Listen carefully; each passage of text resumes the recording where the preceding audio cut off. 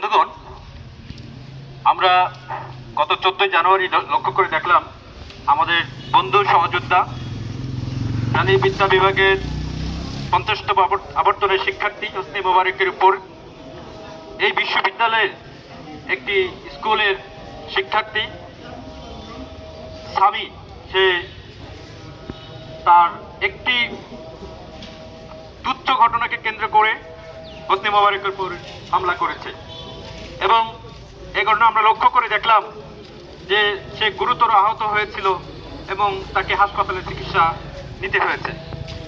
আমরা মনে করি বিশ্ববিদ্যালয় বাংলাদেশের মানুষের টাকায় চলে, এটি একটি পাবলিক সেক্টর এবং এখানে বাংলাদেশের মানুষ এখানে আসবেন সেটা আমরা প্রত্যাশা করি, আমরা বাধা দিচ্ছি না, দিতে চাই না। কিন্তু এটাও মনে রাখতে হবে বিশ্ববিদ্যালয় কোনো পার্ক নয়।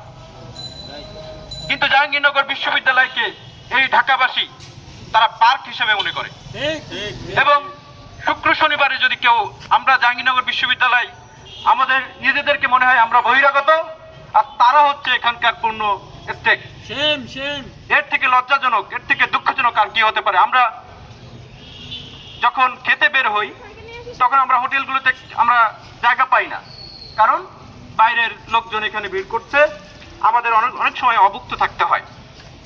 এরপর আমরা লক্ষ্য করছি বিশ্ববিদ্যালয়ের বিভিন্ন রিজনে সাইকেল চুরি হচ্ছে।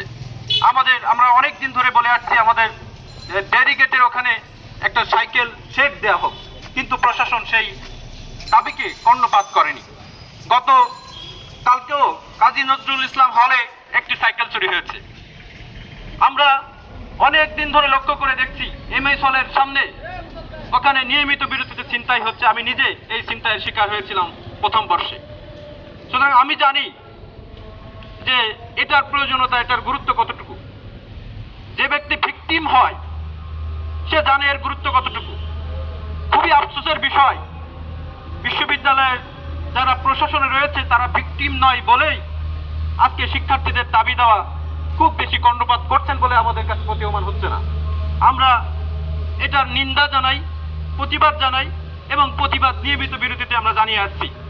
আমরা এখন চাই জাহাঙ্গীরনগর বিশ্ববিদ্যালয়কে একটি নিরাপদ ক্যাম্পাস হিসেবে দেখতে চাই এবং সেজন্য যা যা করণীয় বিশ্ববিদ্যালয়ের পক্ষ থেকে সেটি করতে হবে।